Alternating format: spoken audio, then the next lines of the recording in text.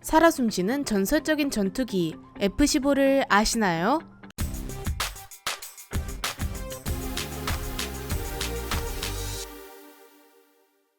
안녕하세요, 지식스토리입니다. 이번에는 모두가 아는 명품 전투기 F-15에 대해 알아볼 텐데요. 1950년대 미국은 F-86이라는 기체를 통해 6.25 전쟁에서 하늘을 지배했습니다. 1960년대 미국은 F-4 팬텀2라는 명품 기체가 있었고, 이를 통해 세계의 하늘을 지배할 수 있게 되었습니다. 제공권 장악은 항공기를 통한 군사작전을 시행할 수 있던 시점부터 가장 중요한 것이 되었습니다. 제공권을 장악한 나라는 항공기를 이용한 무한한 작전을 수행할 수 있었기 때문이죠. 미국에는 이런 전투기를 제외하더라도 F-111이라고 불리는 장거리 전폭기도 있었습니다. F-4 팬텀2와 F-111 둘 다 지상 공격과 공대공 전투를 수행할 수 있었지만, 팬텀은 공대공을 주로 담당했고 F-111은 저공 침투 후 지상 공격을 주로 맡았습니다. F-111은 이론적으로 공대공 전투를 수행할 수는 있었지만 사실상 못하는 것과 마찬가지였고, 미국은 F-111을 어느 정도 따라갈 수 있는 공대공 전투기가 필요해졌습니다. F-4 전투기도 당대 최강이었지만 이 최강이 언제까지나 유지될 리 없었고, 더 강력한 전투기의 개발에 빨리 들어가야 했습니다. 그렇게 미국은 차기 전투기 사업인 FX 사업을 시작합니다. 8개의 업체에서 차기 전투기 사업을 진행하겠다고 제안을 보내왔고, 미국은 그 중에서 보잉, 로키드, 노스 아메리칸을 선정해 사업을 먼저 진행합니다. 맥도널 더글러스는 사업에서 떨어졌지만 F-4를 개발했던 경험을 살려 전투기를 독자 개발하고자 했습니다. 당시 미국은 FX에서 요구한 항목이 공대지 공격도 어느 정도 가능해야 하지만 공대공 전투 능력이 압도적으로 뛰어나야 했습니다. 하지만 처음 지원한 3개의 업체는 공대공 성능이 너무 떨어졌고, 결국 F-111과 비슷한 개념의 기체를 설계했습니다. 미국은 기존과 확연히 구분되는 혁신적인 전투기를 원했기에 3개 회사의 설계안을 전부 기각시켜버립니다. 다시 처음으로 돌아간 것이었죠. 당시 미국은 전투기 개발을 마냥 미룰 수만은 없었습니다. 바로 옆 소련에서는 미그-25라는 최신의 전투기를 등장시키면서 하늘은 언제까지나 미국 것은 아니라고 말하고 있었죠. 미그-25라는 기체는 공대공 전투에 매우 특화되어 있었는데요. 미국은 성능 조건에서 공대지 전투 능력을 빼고 공대공에 올인해야겠다고 생각했습니다. 미국은 다시 입찰 공고를 냈고 이전과는 다른 성능 요구 조건을 달았는데요. 먼저 미국에서 대서양을 건너 유럽까지 한 번에 가야 했습니다. 당연히 공중급유 없이 가야 했죠. 혹시 소련이 유럽을 공격할 때 유럽에 있는 미군과 유럽군을 최대한 빠르게 도울 수 있어야 했기 때문입니다. 미사일은 8발 이상 장착할 수 있어야 하며 조종사가 쉽게 조종할 수 있도록 시인성을 갖추고 시스템 구조를 통합하여 고장이 자주 나지 않아야 했습니다. 전투기는 격한 비행을 하면서 전투를 수행하다 보니 필연적으로 작전 후 정비를 해야 하는데요. 이를 고려해 1시간 비행을 하고 돌아오면 11명의 숙련된 정비공이 1시간 안에 정비를 끝낼 수 있어야 한다는 조건을 걸었습니다.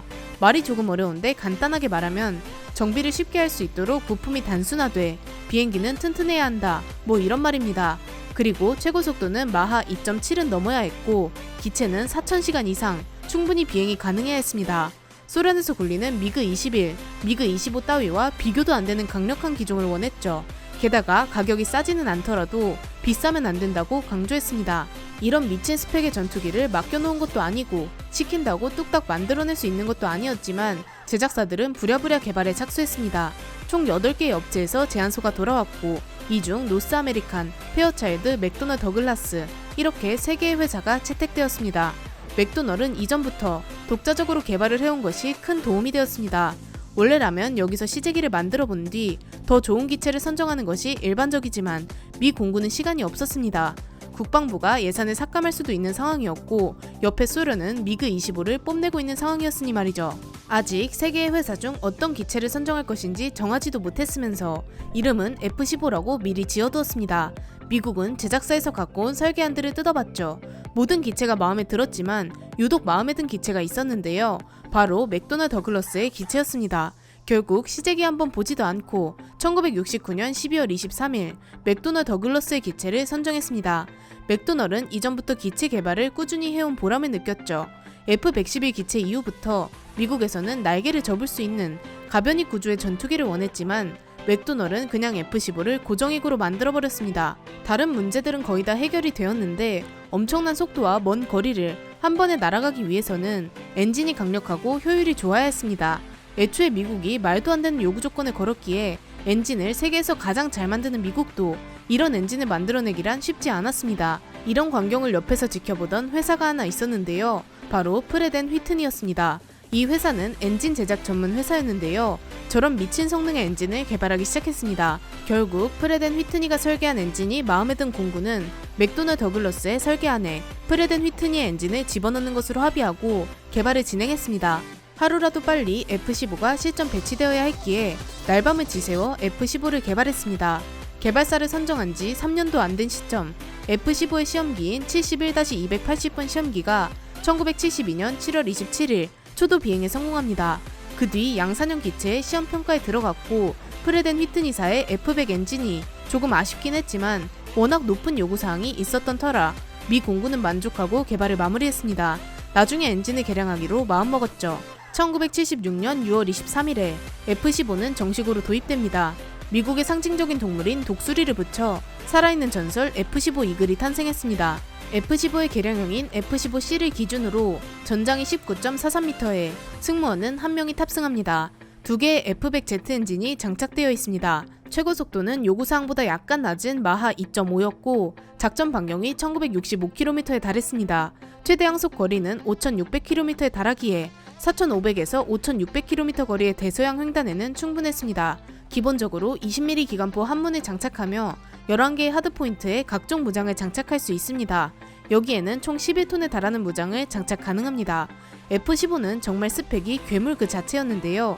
목표 성능보다 낮은 엔진을 장착했지만 단 1분 만에 고도 10km까지 상승 가능합니다. 마하 2.5로 비행이 가능하다는 것 자체가 F-15의 엔진이 엄청나다는 의미이죠. 또한 대서양도 한 번에 건널 수 있습니다. 그리고 전투기에서의 핵심인 레이더는 AN/APG-63을 장착했는데요. 100km 밖에 있는 전투기 14기를 동시에 탐지하고 이 중에서 6개의 목표물을 타격할 수 있습니다. 당연하게도 전천후 전투기이기에 비가 오나 바람이 부나 밤이나 낮이나 상관없이 작전에 참가 가능합니다. F-15의 스펙도 매우 중요하지만 F-15가 살아있는 전설이라고 불리는 이유는 바로 실전 기록에서 비롯되었습니다. F-15는 이스라엘에서 화려하게 데뷔했는데요. 이스라엘 공군은 F-15를 이용해서 시리아의 미그-21 13대와 미그-25 2대를 격추하는데 성공했습니다. F-15는 이때 전투기의 넘사벽을 보여줬습니다. 눈에 보이지도 않는 시계박 교전과 적당한 거리의 시계 교전, 그리고 가까이 붙어서 전투를 하는 근접 교전에서 전부 격추를 성공하며 우월한 성능을 보여주었습니다. 심지어 20mm 기관포로도 2기의 기체를 격추했죠. 미국은 이때 F-15의 엄청난 공대공 전투 능력을 알게 되었고 초기형인 A형과 2명의 승무원이 탑승하는 B형을 개량하여 CD형을 개발하게 되었습니다. 여기에는 부족했던 엔진과 레이더를 더 개량했죠. 또한 미국에서 전폭기의 역할을 담당하던 F-112 라드바크가 1980년대에 퇴역을 결정하면서 F-15에게 지상 공격도 가능하도록 개량하고자 추진했습니다. 그렇게 2명의 승무원이 탑승하는 F-15B형을 개조하여 F-15E를 개발하게 되었죠.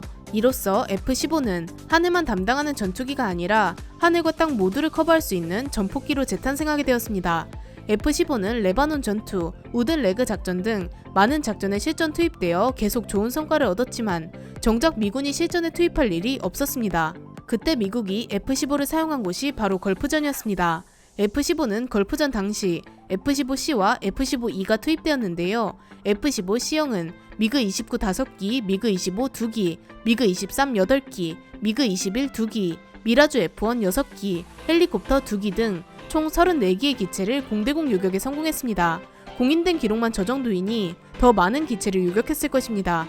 또한 F-15E형은 조기 경보기와 자신이 장착한 레이더를 이용해 방공망과 탄도미사일 제거 임무를 훌륭하게 수행했습니다. F-15는 정말 많은 실전 경험을 겪으면서 현재까지 무려 115기에 달하는 기체를 격추하는 동안 단 한 기의 기체도 격추당하지 않았습니다.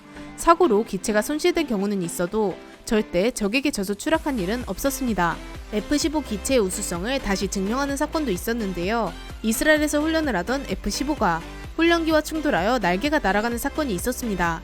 이때 한쪽 날개가 완전히 떨어져 나갔지만 무사히 기지에 착륙하는 상황도 벌어졌습니다. 그만큼 기체의 안정성이 엄청나다는 이야기죠. 이 이야기는 우측 상단의 링크를 통해 자세히 시청 가능합니다. 이런 엄청난 기록들로 인해 F-15는 말 그대로 전설인데요. 우리나라에서도 F-15E 버전을 개량해 F-15K 버전을 도입했습니다. 레이더와 엔진을 더 개량한 버전입니다. 총 60기의 F-15K를 도입했는데 한 기가 사고로 추락하고 59기의 F-15K를 현역으로 운용 중입니다. F-15K에 대한 자세한 내용은 추후 제작해 업로드하도록 하겠습니다. F-15 시리즈는 현재까지 총 1198기가 생산되었고 F-15의 평균적인 가격은 약 730억 원 정도입니다. 하지만 개량형인 F-15K는 조금 더 비싼 920억 원에 도입했죠. 현재까지 단 한 번도 격추당하지 않고 여러 나라의 하늘을 지켜주는 든든한 기체입니다. 이렇게 세계에서 가장 전설적인 전투기 F-15에 대해 알아보았는데요. 영상을 재미있게 보셨다면 구독과 좋아요 부탁드립니다. 감사합니다. 지식스토리였습니다.